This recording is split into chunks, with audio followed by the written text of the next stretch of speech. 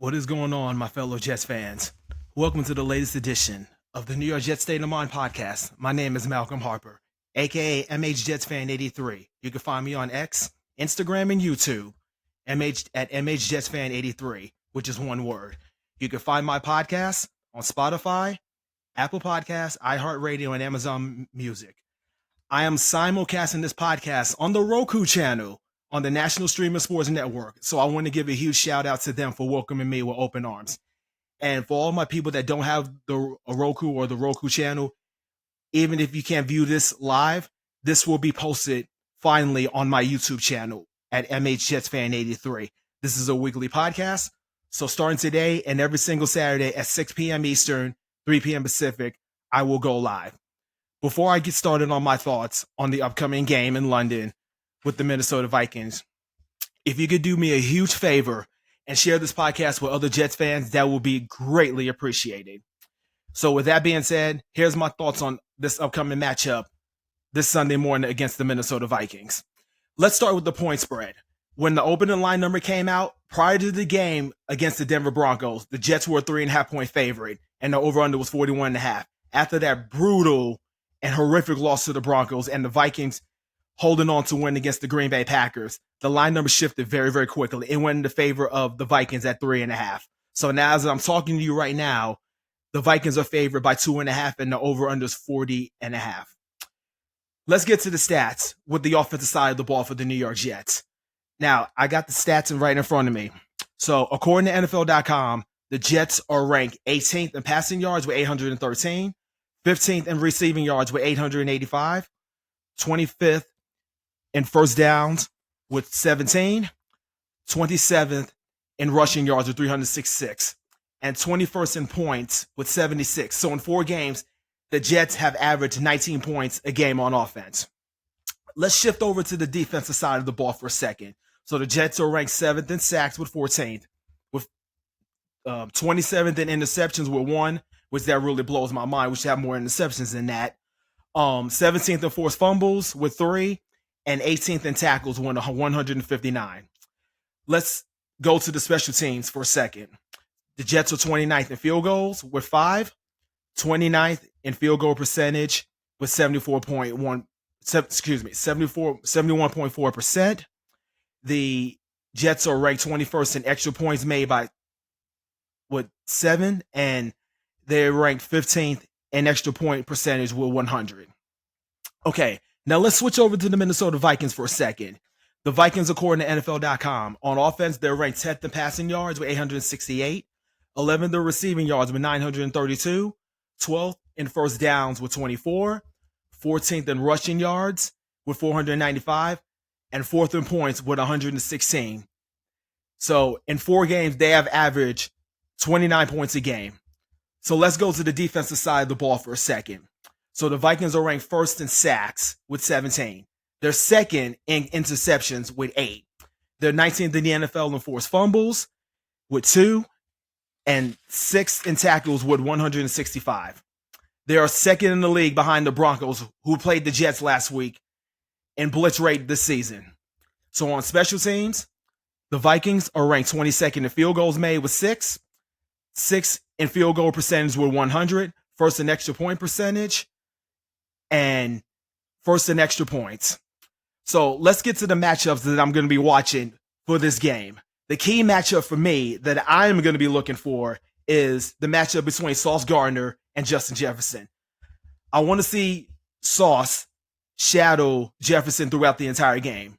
Now, the other cornerbacks along with Sauce Gardner, with DJ Reed, Michael Carter II, I want to see them, how they match up against Jordan Addison and Brandon Powell.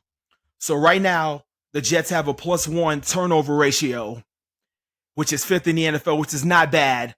But for me, this is what I want to see in the game. We need more takeaways. If we want to be the elite defense that we need to be, we need to take the football away. I know that sounds crazy, but the only player that actually has an interception is Brandon Echols.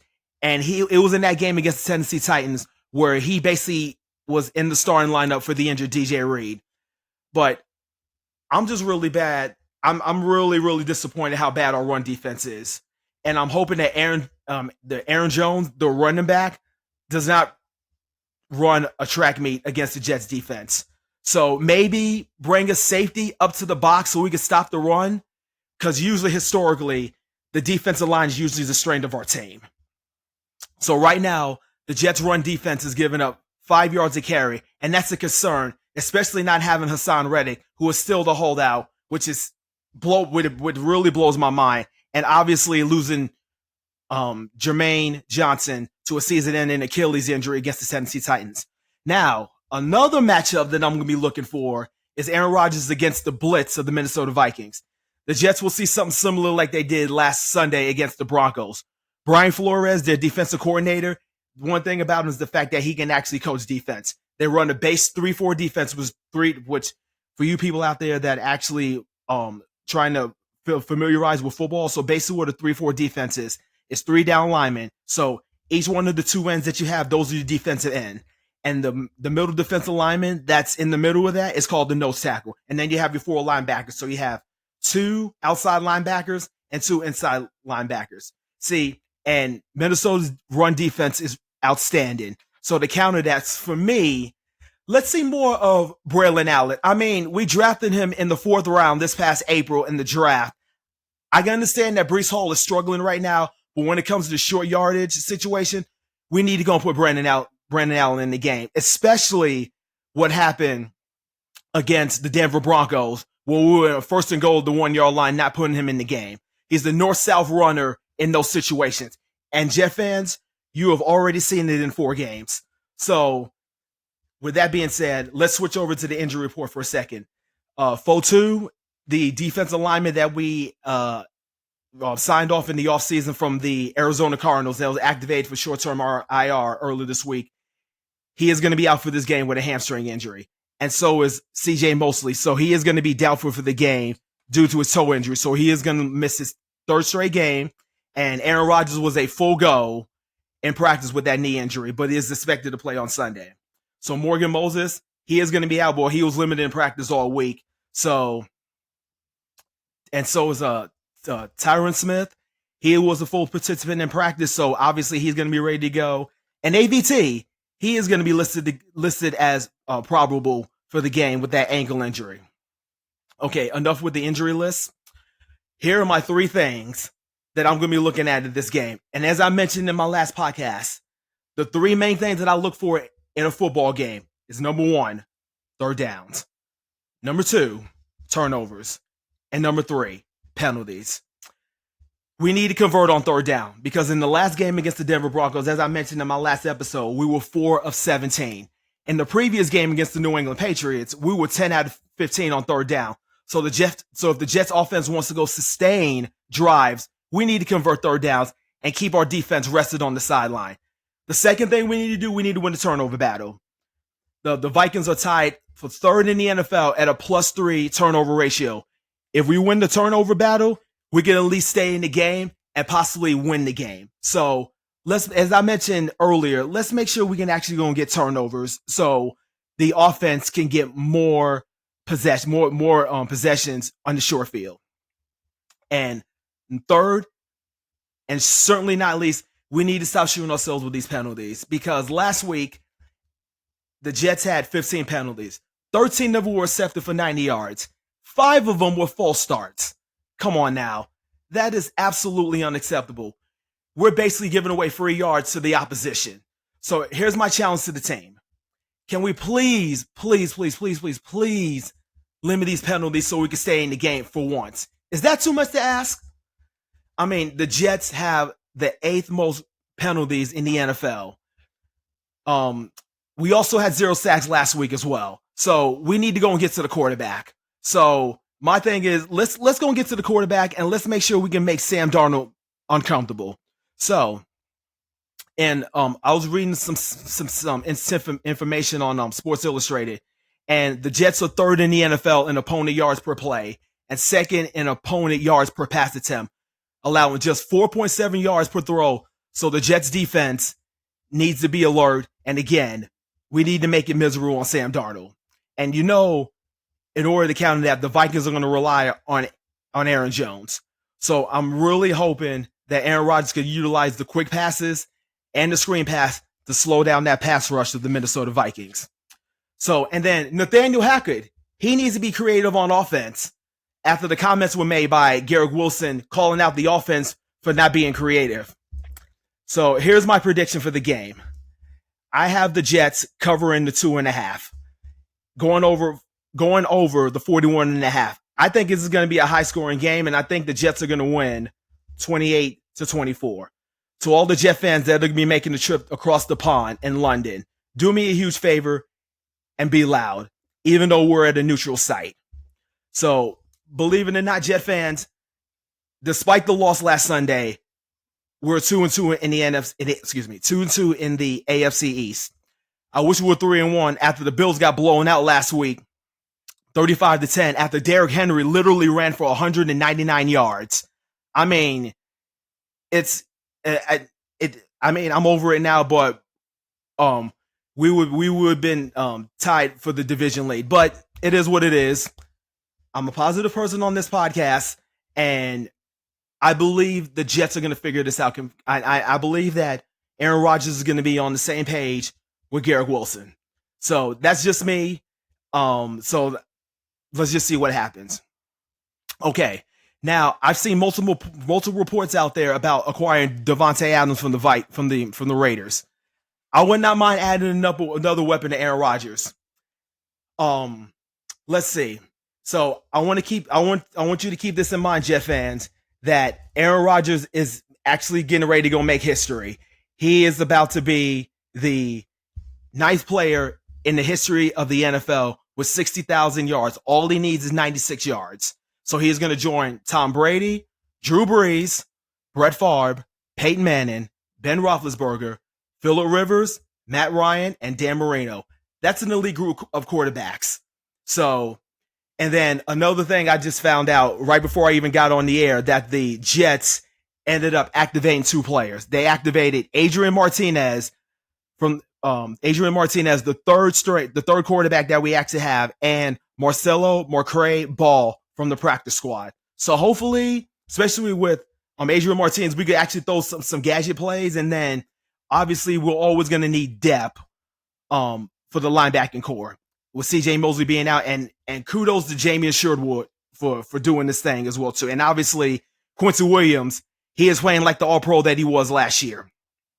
So with all that being said, let's get to my favorite part of this podcast. And this right here is, I always love shouting out my brand new followers, because I check all of my social media pages. I check X, I check Instagram and YouTube for my new followers. So with that being said, I want to give a huge shout out to the brand new followers that just followed me this week on Instagram. So Peace, PEASE _LO_VR, and Sandy Wild 76, and Infrared Jets _podcast. So with that being said, one more thing. This upcoming Tuesday is going to be my birthday. I'm about to turn 41 years old. That's a little nugget I wanted to get out there.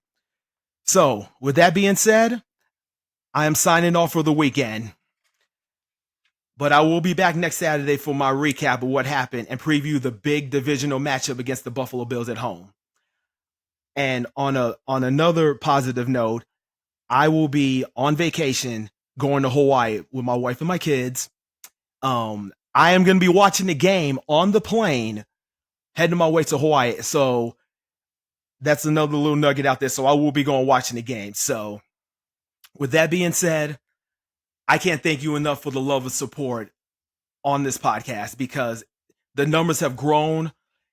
I really see we're all a family, and Jet fans, you guys are awesome. And thank you for supporting me on this podcast. So if you're listening to this podcast for the very first time, please do me a favor, wherever you're listening to or whatever device that you're on, please go to X, Instagram, and YouTube and go in my search box and type in my name, MHJetsFan83, which is one word and it's all lowercase. I will be posting this episode on Spotify, Apple Podcasts, iHeartRadio, and Amazon Music. And as I mentioned, I will be posting this video for my very first of many videos of this podcast on my YouTube channel, which is at MHJetFan83. Once I post that video, hopefully by the end of the night, please like the video, leave a comment, and subscribe to my page. Now, let's hope that the New York Jets can, despite all this noise, let's hope we can go and get a win. And then, one note that I want to add: I'm thankful for Aaron Rodgers that he ended up squashing the beef with Robert Saleh. I know the media is making a huge ordeal about what he said last Sunday, and Robert Saleh saying last Wednesday that he loves Aaron, and Aaron said there's nothing wrong, blah blah, this and that. It's just nonsense. And winning this game is gonna go and quiet all the noise. And I always say in sports, winning is the ultimate deodorant. So with that being said, I will be right back here next Saturday at 6 p.m. Eastern, 3 p.m. Pacific on the National Streaming Sports Network on the Roku channel. Jet fans, love you. Until then, take care. And as always, Jets, Jets. Talk to you soon.